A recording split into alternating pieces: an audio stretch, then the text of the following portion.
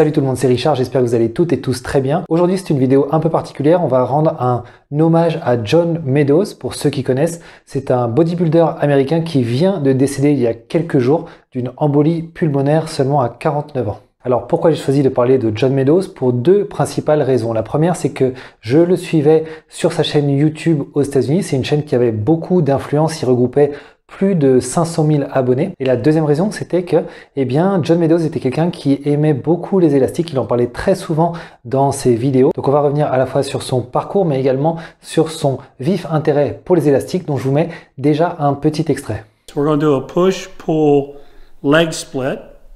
And this is going to be using bands.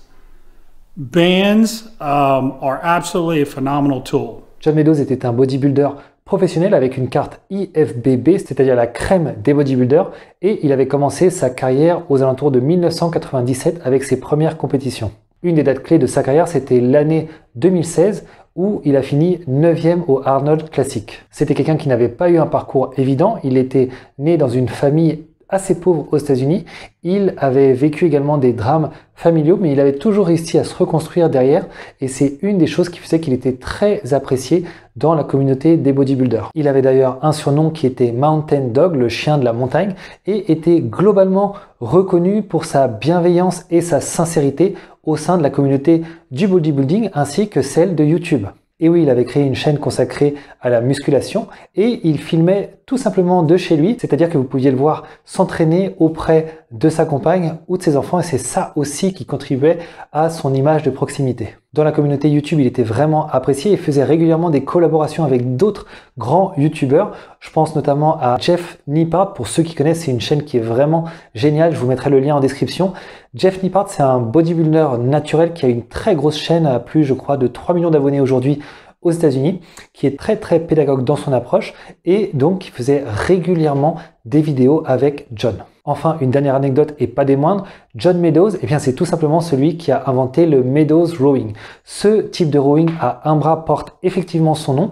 Il est ainsi devenu un des très rares athlètes à avoir créé un exercice de musculation. Beaucoup de gens en créent, mais des exercices véritablement efficaces, il y en a vraiment très peu de nouveaux depuis les années 60-70, et le Meadows Rowing faisait partie de cela. Comme je vous disais en introduction, John était quelqu'un qui adorait les élastiques de musculation. Il faisait beaucoup de vidéos là-dessus. L'année dernière, il avait sorti, je crois, toute une playlist pour montrer plein de mouvements avec les bandes élastiques. Et je vous mets justement quelques images de ses entraînements. Il s'attaquait à la fois au haut du corps. On peut voir notamment des pompes avec élastiques ou bien des écartés unilatéraux pour les pectoraux. Donc là, on accède tous les efforts sur un seul muscle à la fois. On peut le voir également sur ici des fentes bulgares. C'est d'ailleurs un exercice que j'affectionne particulièrement.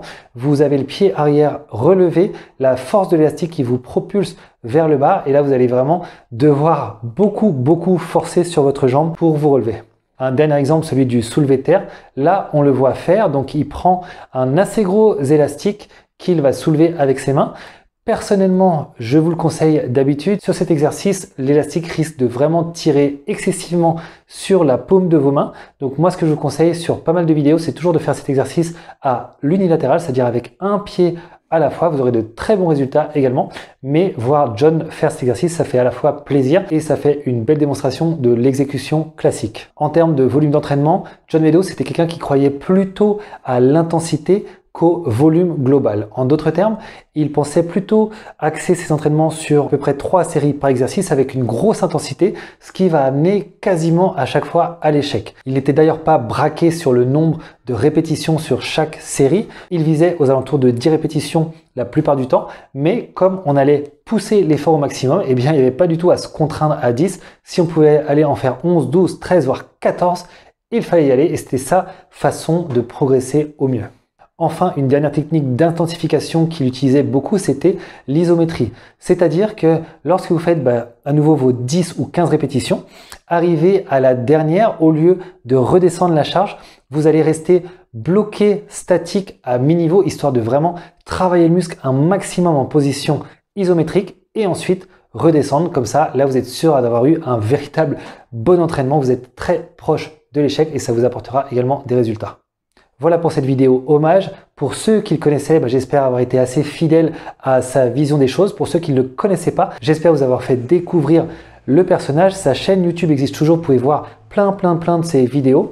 Et je vous ai mis également 3 liens en description qui vous dirigeront directement vers ses vidéos aux élastiques. Pour ma part, je vous dis à très bientôt pour un prochain contenu et je vous souhaite une excellente journée. À bientôt. Ciao.